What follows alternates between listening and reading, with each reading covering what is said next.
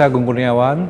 Saya seorang seniman yang berasal dari Jogja. Performan kali ini judulnya adalah Sri, biografi dalam 65 kata. Jadi bagaimana menceritakan sebuah peristiwa traumatik lewat berkumpulnya 65 orang yang masing-masing membaca satu kata. Selamat sore teman-teman sekalian. Pada sore hari ini kita akan melakukan sebuah performance, tapi mungkin bukan performance, saya kira ini sebuah perkumpulan begitu dari 65 orang untuk kemudian membuat sebuah peristiwa gitu. Jadi performance ini didasari oleh pengalaman saya bekerja selama bertahun-tahun dengan para penyintas genosida 65 di Jogja. Saya menemukan banyak pengalaman menarik dari kehidupan mereka yang sebagian besar sayangnya kita tidak tahu bahwa peristiwa genosida itu pernah terjadi di Indonesia. Bukan hanya di Jerman, bukan hanya di Armenia, bukan hanya di Palestina, tapi juga di Indonesia.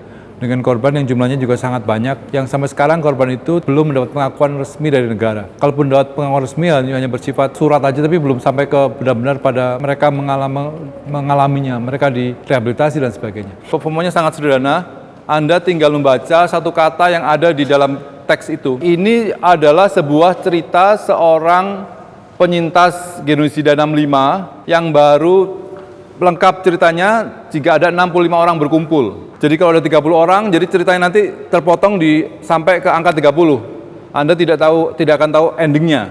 Sri ini adalah nama seorang perempuan yang kebetulan sekarang sudah meninggal, kira-kira meninggalnya tahun 2018 atau sebelum Covid, ya sebelum Covid. Ketika meninggal usianya tidak dikenali karena penyintas genosida itu tidak mengenal tanggal lahirnya gitu. Biasanya mereka tanggal lahirnya sebutkan lahirnya tanggal 31 Desember atau tanggal 1 Januari.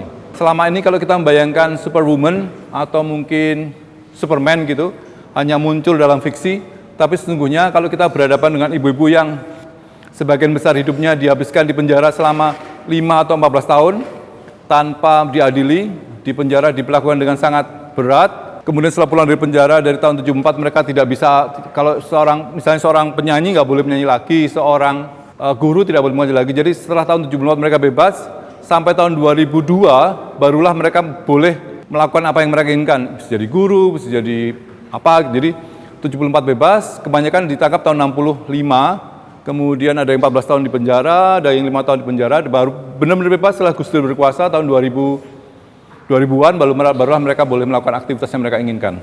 Bu Sri Wahyuni adalah bagian dari kelompok itu. Saya bertemu dengan ibu-ibu ini mengingatkan saya bagaimana bahwa peristiwa genosida 65 itu tidak hanya melibatkan korban yang menyasar langsung, tapi juga ada banyak korban tidak langsung, keluarganya, kemudian orang-orang yang mungkin melakukan pembunuhan atau keluarga orang yang melakukan pembunuhan itu adalah korban sesungguhnya, jumlahnya juga menjadi sangat banyak. Jadi saya berpikir karena saya banyak sekali mengerjakan tema-tema ini, setiap saya bertemu dengan generasi muda, kemudian mereka tanya, 65 itu apa tuh Pak? Gitu. Jadi saya mengalami proses harus kembali menerangkan dari awal. Kemudian saya berpikir, bisa jadi saya melakukan itu karena saya melakukan secara individual. Maka itulah kemudian saya mengajak teman-teman semua untuk bersama-sama membuat cerita misterius ini hadir ketika 65 orang hadir. Jadi tanggung jawabnya bukan lagi pada satu orang, tapi pada teman-teman yang hadir di sini. Apakah kita berhasil mewujudkan cerita itu, ataukah kita berhenti pada titik di mana kita kita berhenti, kelanjutannya nanti entah kapan lagi kita mulai. Jadi saya membuat gambar itu, ini bagian dari gambar yang Anda teman-teman lihat. Ini ada 65 masing-masing ceritanya. Proyek ini sudah dipamerkan sudah dikerjakan di Singapura, di Korea, di Jakarta, di Jogja. Jadi sudah keliling dunia gitu. Masing-masing negara punya masalah sendiri-sendiri yang agak repot gitu. Tapi saya kira bekerja dengan publik di Indonesia sangat menyenangkan karena kemudian ada engagement. 65 itu kode dari tahun 65 peristiwanya kan. Kemudian kenapa saya pakai 65 orang, karena saya ingin membuat short biography dalam 65 kalimat atau kata gitu. Kita akan coba suara dulu ya.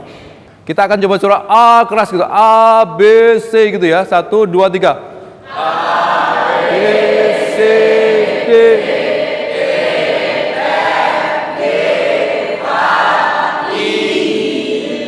I lagi.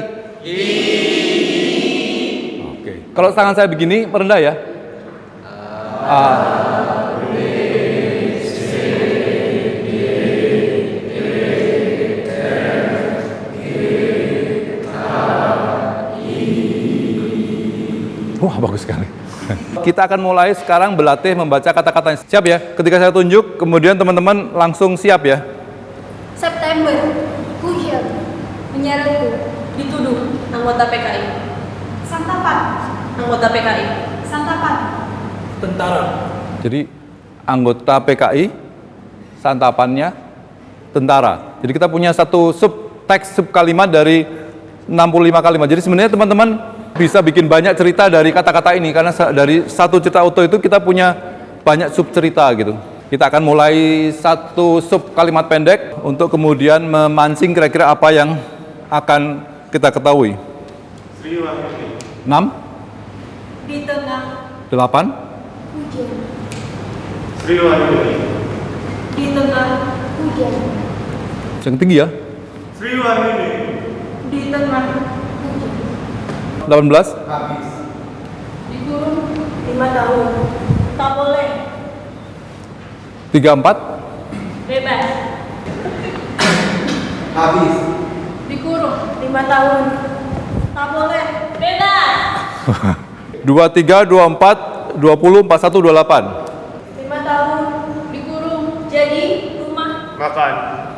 Jadi 5 tahun digurung jadi rumah makan. Jadi ada banyak sebenarnya yang bisa diolah dari kata-kata itu dan sampai detik ini kita belum tahu kira-kira apa tuh ceritanya Bu Sri Wahyuni itu.